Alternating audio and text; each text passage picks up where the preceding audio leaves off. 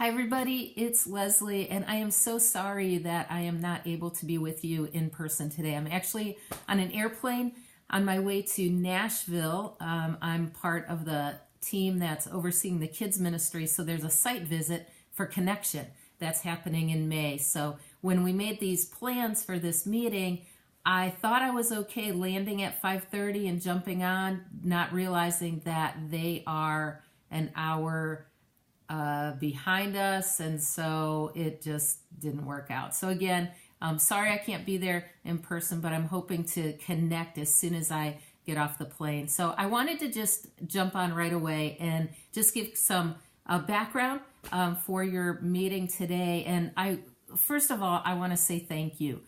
Thank you to Pastor Mark Chester. I had reached out to Pastors Mark and Art Snow, who are the area pastors for the camp that the Metro Kids come to, and to discuss the viability of the Metro Kids camp at the end of summer last year, and just the need to partner together with churches in order for us to keep this camp going. And I'm so thankful for him because he took some time to pray about it and came back and said, yeah, I believe we're supposed to partner together, bring some churches together, and move ahead with continuing to offer the kids camp. So I'm really thankful for that, because I know having kids go to different regions, traveling farther, I know we would not get as many kids to be able to do that. I also want to say thank you to Dan Kelly, who's directing the camp and leading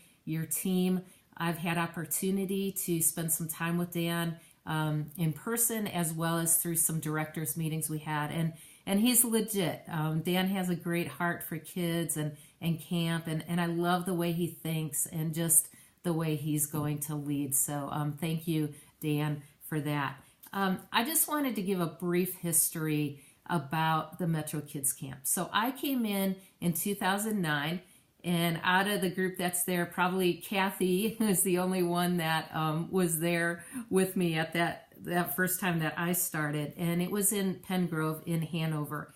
And we knew it wasn't the best camp facility and had looked around to see if there were others, and there weren't at the time. And as the years went by, the camp just went downhill. Lots of reasons, but we made the decision at the end of last summer that we weren't going to return there. And I need to apologize, because probably that decision was made a year or two too late. But that puts us where we are now. And so we were without a camp facility, as well as there had been a drop in numbers and the number of churches that were participating in camp. We were down to about 40 kids last year, 6 churches that were participating, and knew just that wasn't viable as well. That something had to change. Another challenge throughout the past years has been finding leadership for the camp. It seems like we would identify somebody in a church, and every time then that person would move or step down from leadership or whatever the case may be. So it just seemed like we'd start to get some momentum, and then we'd end up back at square one. So number of reasons that brought us to the point that we are now. And I actually am really excited, because I feel like you are part of a reboot for the Metro Kids Camp. And I want you to know from me that there's nothing sacred in terms of what we'd, other than obviously sharing the word and doing what God's called us to do for these kids. But in terms of our methods, we're not tied to anything. I want to offer my support and partnership in the way that will be most helpful to you. So I talked to Dan and Pastor Mark, and we do have the Soulfire team led by Becky Phelps, who is available this year, willing to come in terms of doing drama. We are going to put a worship team together if that's something that you guys want. Dan will be talking a lot about what our theme is.